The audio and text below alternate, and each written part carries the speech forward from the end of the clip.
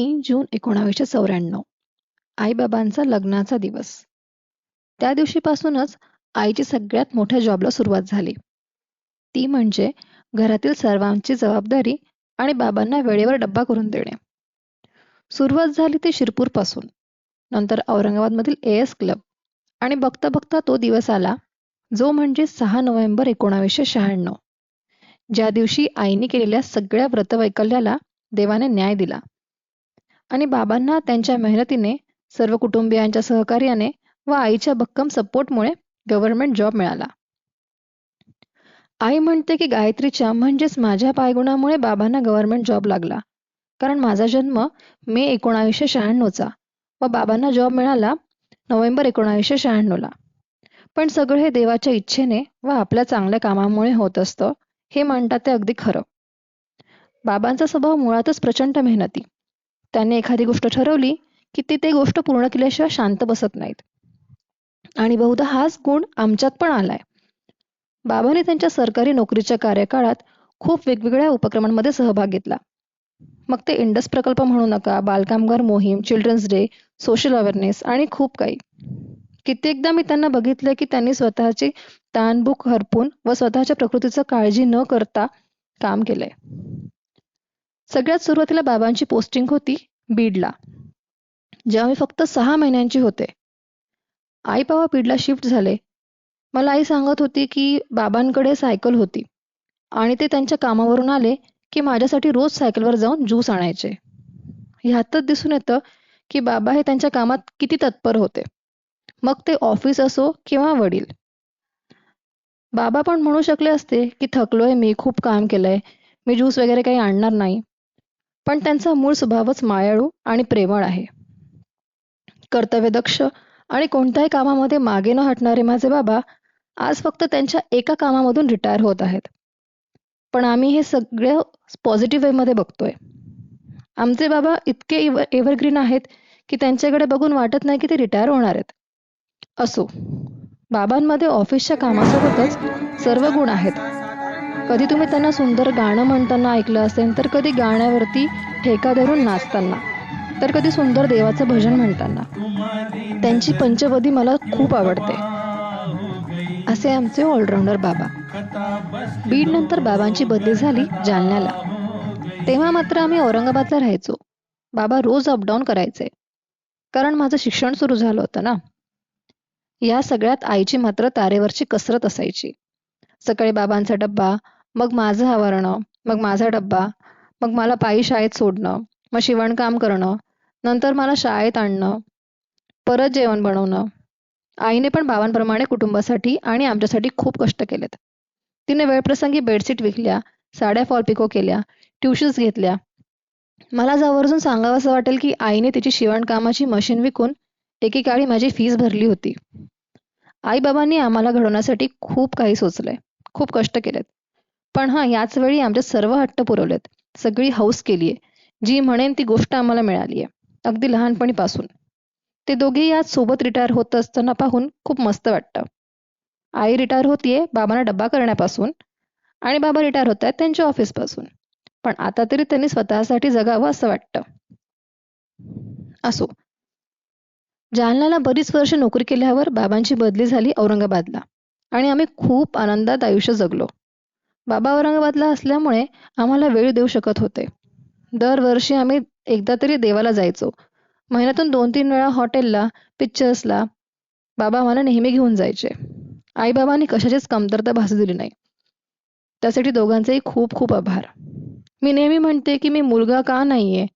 आईबाबांनी मला कधीच मुलगी आहे म्हणून कमी केलं नाही, आणि त्यांच्यामुळेच मी आज शिकू शकले आणि स्वतःच्या पायावर उभं राहू शकले. आणि म्हणूनच मी माझ्या आईबाबांनी माझ्यासाठी काय कष्ट केलेत हे कधीच विसरू शकत नाही. खूप जण म्हणतात की तुला अजून पण किती आईबाबांचं आहे, कमी कर जरा. पण मी जगाला सोडायला तयार आहे फक्त माझ्या आईबाबांसाठी. त्यांनी केलेले संस्कार मला आज आयुष्य कसं जगायचं हे शिकवतात. त्यांनी माझ्या सगळ्या इच्छा पूर्ण केल्या, जेव्हा की माझी जोडीदाराची इच्छा सुद्धा. अर्थात जोडीदार छान मिळायला भाग्य लागतं म्हणतात, आणि मी खूप भाग्यवान आहे, कारण भूषण सारखा जोडीदार मला मिळालाय. बाबांप्रमाणेच तो मला कोणतीही गोष्ट करायला कधीच अडवत नाही आणि नेहमी सपोर्ट करतो. औरंगाबादला बरीच वर्ष काम केल्यावर बाबांना शॉप इन्स्पेक्टरचं प्रमोशन मिळालं व ते येवल्याला. तेव्हा पण ते रोज अपडाऊन करायचे आणि रोज संध्याकाळी घरी यायचे. 250 किलोमीटर प्रवास करून ते फक्त आम्हाला भेटायला रोज घरी यायचे. हॅट्स ऑफ बाबा. आम्ही किती भाग्यवान आहोत. येवल्याला असताना नांदगाव, मनमाड, लासलगाव, कोपरगाव, निफाड, नगर या सर्व गावांचा ॲडिशनल चार्ज देखील तुम्ही स्वीकारलात. तिथे असताना देखील बाबांनी स्वतः खूप एन्जॉय केलं आणि आम्हाला ही सर्व गावं दाखवली. तिथल्या गमती-जमती सांगितल्या. शनिवार रविवारी आम्ही खास तिथल्या वेगवेगळ्या छोट्या छोट्या मंदिरांना भेट द्यायला जायचो. बाबा येवल्याला असताना आम्ही खूप मजा केली. बाबा कधीच कुठल्या नवीन गावाला जायला डगमगले नाही. ना कधी त्यांनी कुठले कारण दिले. जिथे पण त्यांची बदली झाली ती त्यांनी आनंदाने स्वीकारली. येवल्याला बदली असताना शेवटच्या वर्षी माझं लग्न ठरलं आणि आम्ही ते खूप एन्जॉय केलं. ते सगळं पॉसिबल झालं आई बाबा आणि अनूमुळे. अनिरुद्धसारखा समजूतदार आणि सेम टू सेम बाबांची कॉपी असणारा भाऊ माझ्यासाठी एक देवाने दिलेलं सुंदर भेट आहे.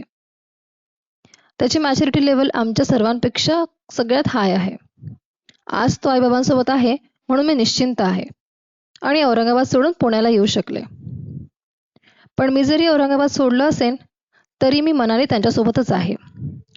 बाबा नेहमीच म्हणतात की तू तिकडे राहून इकडची सूत्रे हलवतेस.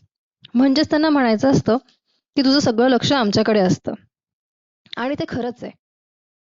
रिटायरमेंटचे शेवटचे वर्ष हे खूप आरामदायक जातं असे म्हणतात. आणि गव्हर्नमेंटने बाबांची बदली औरंगाबादला करून त्यांना थोडासा का होईना आराम दिला.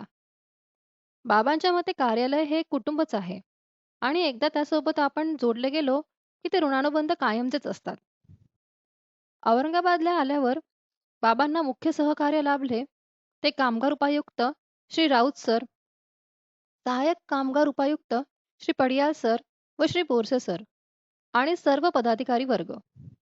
त्यासाठी त्यांच्या व माझ्या वतीने सर्वांचे खूप खूप धन्यवाद आणि आभार.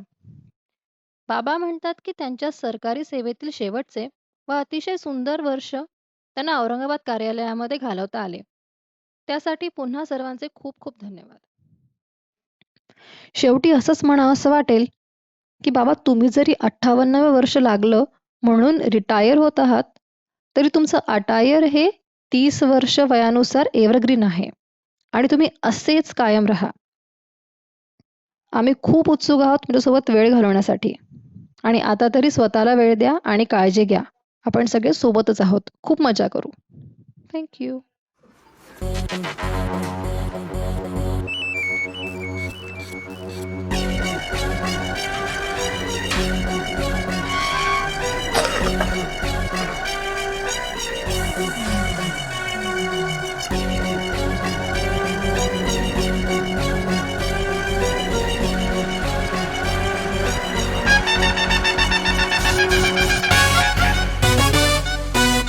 Make way for the boss.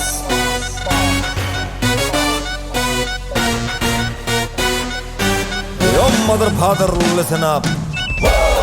है गली गली में शोर, है बॉस में इतना जोर, एक बार भड़क जाए तो धरती देगा बोल. मिनिस्टर जैसे तेवर, हर कोई लेता फेवर, अपनी अप्रोच ऊंची, हम तो है दुनिया के बॉस.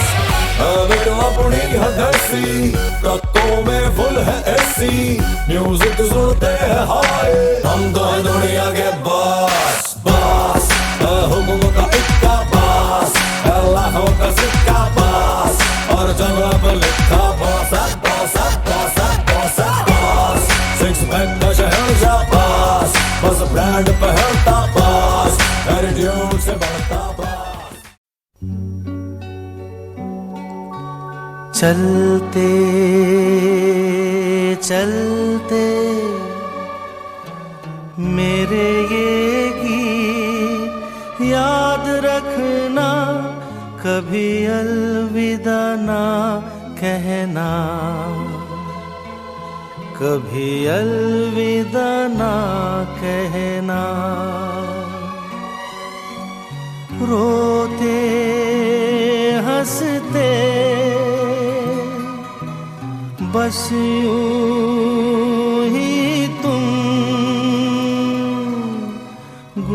गुनगुनाते रहना, कभी अलविदा ना कहना, कभी अलविदा ना कहना।